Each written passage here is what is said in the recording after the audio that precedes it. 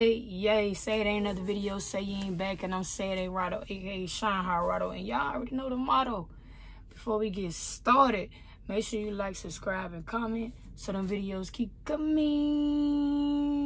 Uncle feel body if you trace, got refusal, weapon which way? This world is totally, at least what it told me. Only fuel me to go harder till I put fuel in that Audi and go skirt. Sorry, not sorry, or no sir. You had your feet up with groundwork. I didn't see baby keys paid for. Those who stay down in the work with my foes. Say you right, you roll, telling the lies. Real rockin' out the skies. Had to minimize my level of trust. Circle smaller than the end of a cup. Real niggas only sit.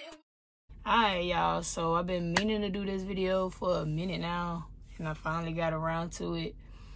And I'm gonna add a little story time. Should I do the story time first?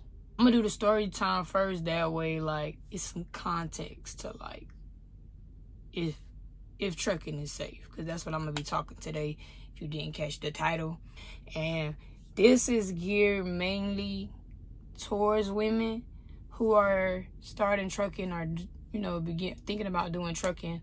But obviously, you know, everyone is endangered. I'm not taking away from men. I'm just knowing a lot of women who are curious about it being safe or not. So before I do that, let me get into my story time. Now, this isn't pertaining to trucking. This happened like 2018. We had to work overnight. It was a grocery store, HEB. If you're from Texas, then you know what HEB is. It's basically a grocery store, and I did overnight stocking, so I basically worked at night. And obviously, you take your lunch and stuff at night. So I'm very anti. It may not look like it on here. I don't know what the hell it may look to y'all, but I'm very anti, you know what I mean? So when I'm at work, I come to work and, you know, I like to take my breaks alone, or, you know, my lunch alone. I just like that little bit of time to like rejuvenate or whatever. So I used to go on my lunch at a different time than people, because I didn't want, you know, people to stop me or try to talk to me or like want to hang for lunch. Like I wasn't trying to do that. So I would take my lunch at a different time. You could take your lunch whenever you wanted to anyway. But for some apparent reason, like nobody had took their lunch around this time. Like normally I would see like one or two people walk to their car to get food or whatever. Nobody was outside, like nobody watching whatever I was watching. And see, they on the back of my truck now, so I might have to do this video again, but I'm gonna keep going. If it's not too crazy, then yeah. So after lunch, I'm walking towards the door, and I mean, it was like a grocery store, so I'm obviously in the parking lot. I'm walking to the door for where like our entrance is for associates, and this, it wasn't a van. It was like a, what's those home, like, you know, those old school, like, mobile home vans, kind of. You know what? I'm going to insert a picture of, like, the kind of home I'm talking about. But it was one of those. The guy says, hey, do you know where such as... He asked for a street. Like, do you know where Canal Ave is or something? And I'm like, nah, I don't know. I wasn't really familiar with the area that I worked at. Like, I didn't live over that area. I just worked there, so I didn't know. He's like, oh, because I'm trying to get to such and such and such. So he's about to pull his phone out, like out the window, and I couldn't really make like the whole scenery. Like the way the door was, it was very like curtain wire, like you know what I'm saying? And again, still not dawning on me that this is even becoming a thing. So I'm just like, nah, I don't know. So in that split second, I'm realizing that he's opening the door now. Like, at first the window was down and the curtain was kind of like creased, but now I'm realizing he's opening the door as he's trying to show me like things. So I'm trying to like, I mean, it all happens. Honestly, when people tell you that the shit happens in a split second, it really does. I walk back and right before he opens the door, like completely, one of my coworkers come out. It was like 3 of them actually come out of the door, which is right there, and he like closes the door and like he hits it, bro. Like he out of there.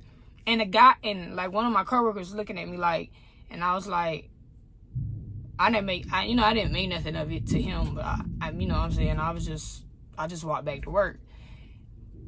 I could have got kidnapped, and I think they were trying to kidnap me. I think had those guys not came out, you know what I mean, I either would have been fighting, struggling to not, you know, get taken or whatever. I wanted to make that aware because there's a lot of scenarios of people living their everyday life, bro, and you can be kidnapped, you can be taken, you can be raped. Like, you can't let your guard down at any point. And honestly, I'm a very observant person most of the time. Like, most of the time I'm observant about like my surroundings and like what looks sketchy and stuff. And I had just been in the emotion of going to work so much, I think I just didn't dawn on the fact that what was happening until it was happening.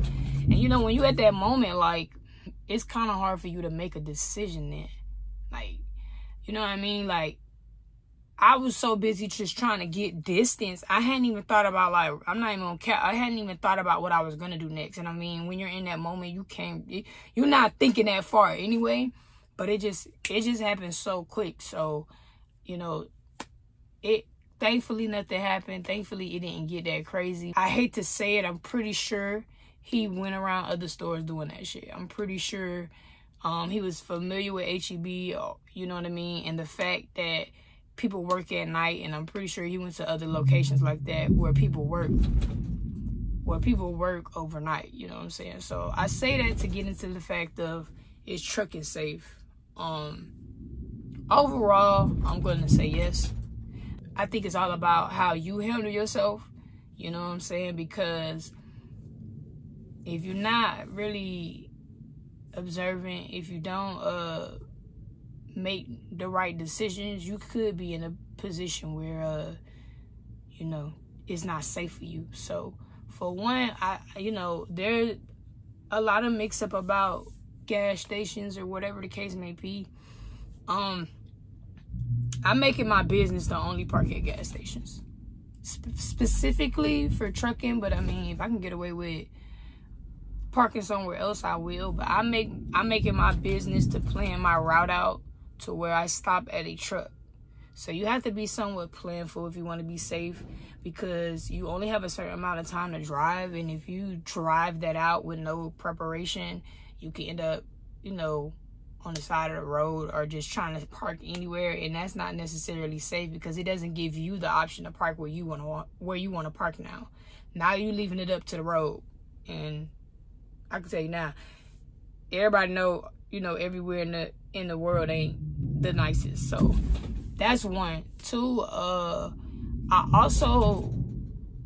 I mean, this is my preference. I drive and I work during the day. I choose to do that because I'm already a daytime person. My schedule already is kind of around that, so it works for me to drive during the day. I don't spend a lot of time driving at night, and that can be another way to be safe, because at night, if you get a blowout or something happens with your truck, man, and you can't move, you in the middle of wherever you in the middle of, you know what I'm saying? So I rarely drive at night. It really is, I don't do too much interacting in and out of my truck at night. Like, for example, taking the shower.